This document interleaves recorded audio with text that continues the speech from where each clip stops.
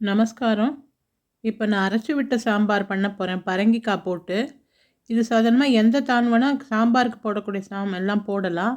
இதுக்கு தேவையான இன்க்ரீடியன்ட்ஸு உளுத்தம்பருப்பு 2 ஸ்பூன், கடலைப்பருப்பு, தோரம்பருப்பு எல்லாம் 2 2 ஸ்பூன், தனியா 2 ஸ்பூன், காஞ்ச மிளகா ஒரு 6, நம்ம காரத்துக்கு ஏற்ற மாதிரி கொஞ்சம் மிளகு, ஜீரகம், கொஞ்சம் வெந்தயம் எல்லாம் அரை அரை ஸ்பூன் போட்டு பெருங்காயமும் போட்டு எண்ணெயில் நல்லா வறுத்துக்கணும்.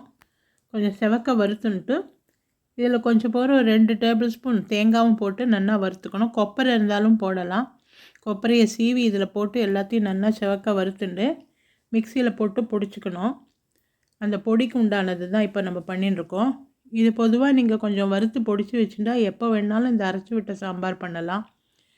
அடுத்தது நான் எண்ணெயை விட்டு கொஞ்சம் கடுகு வெந்தயம் தாளிக்க விட்டு இதுக்கு தேவையான காய் என்ன போடுறோம். இப்போ நான் பரங்கிக்காய் போட்டு பண்ண போகிறேன். நீங்கள் எந்த காய் வேணால் போடலாம். வெண்டைக்காய், கத்திரிக்காய், முள்ளங்கி, முருங்கைக்காய் போட்டால் ரொம்ப நல்லாயிருக்கும். இல்லை எல்லாம் மிக்ஸ் பண்ணியும் போடலாம். குடமிளகா எது வேணால் போடலாம். இப்போது நான் பரங்கிக்காய், கொஞ்சம் கருவேப்பிலை, ஒரு 2 பச்சை மிளகா கீறி வச்சுருக்கேன். எல்லாத்தையும் போட்டு ஒரு வதக்கிக்கணும். தோல் சீவியும் போடலாம், தோலோடையும் போடலாம், அது உங்கள் இஷ்டம். இதுக்கு ஒரு பெரிய நெல்லிக்காய் சைஸ்க்கு புளியை ஊற வச்சு இதை கரைச்சி நான் அதில் விட்டுருக்கேன். ஒரு 2 டம்ளர் தண்ணியில் உப்பு போட்டு மஞ்சள் பொடி போட்டு எப்போதும் போல் இதை கொதிக்க வைக்கணும். இது கொதித்து இந்த காய் வெந்த அப்புறம் நம்ம இப்போ வறுத்து வச்சோம் இல்லையா, அதை மிக்சியில் போட்டு நல்லா பொடிச்சு நரன்னு பொடிச்சுக்கணும். ரொம்ப நைஸாக பொடிக்கக்கூடாது. அந்த பொடியை இதில் தூவணும். இது கொஞ்சம் கொஞ்சமாக தூவிட்டு அப்புறமா கலரணும். ஏன்னா இது அப்படியே மொத்தமாக போட்டுட்டிங்கன்னா கட்டி தட்டிக்கும். இப்போ ஒரு கலரிட்டு இப்போ இது திக்காக எடுத்தனால கொஞ்சம் ஜலம் விட்டுக்கலாம். நம்ம எவ்வளோ கன்சிஸ்டன்சி எவ்வளோ வேணுமோ அவ்வளோத்துக்கு இது ஜலம் விட்டுக்கணும். ஏன்னா நம்ம பருப்பும் கொஞ்சம் தோரம்பருப்பும் வெந்து ஒரு 50 கிராம் தோரம்பருப்பு வெந்து குக்கரில் தனியாக எடுத்து வச்சுக்கணும். இப்போ கடைசியாக அதை போடணும். ஏன்னா இது சாம்பாருங்கிறதுனால வெறும் அரைச்சி விட்ட குழம்பு மாதிரி பண்ணுறதா இருந்தால் பருப்பு போடாமையும் பண்ணலாம். இப்போ நம்ம சாம்பாருங்கிறதுனால பருப்பு போடுறோம். இந்த கல்யாணங்களில் இந்த மாதிரி சாம்பார் தான் பண்ணுவாள். விசேஷ நாளெல்லாம் பண்ணலாம். இப்போ நல்லா இது கொதிக்க வச்சாச்சு.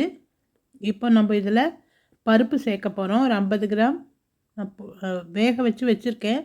நல்லா மசிச்சு இதில் விட்டுக்கணும். தேவையான அளவு தண்ணி விட்டுக்கணும். இதை போட்டு நல்லா கலரி விட்டு ஒரு 5லேருந்து 7 நிமிஷம் வரைக்கும் நல்லா கொதிக்கட்டும். ஏன்னா பருப்பு இந்த பொடி எல்லாம் சேர்ந்து கொதிச்சாதான் கெட்டு போகாமல் இருக்கும். கடைசியாக கொஞ்சம் நாட்டு சர்க்கரையோ வெல்லமோ பொடிச்சு அதில் கொஞ்சம் தூவிக்கணும். அது கொஞ்சம் எக்ஸ்ட்ரா டேஸ்ட்டு கொடுக்கும். இப்போ நல்லா கொஞ்சம் கொதிக்க வந்தாச்சு.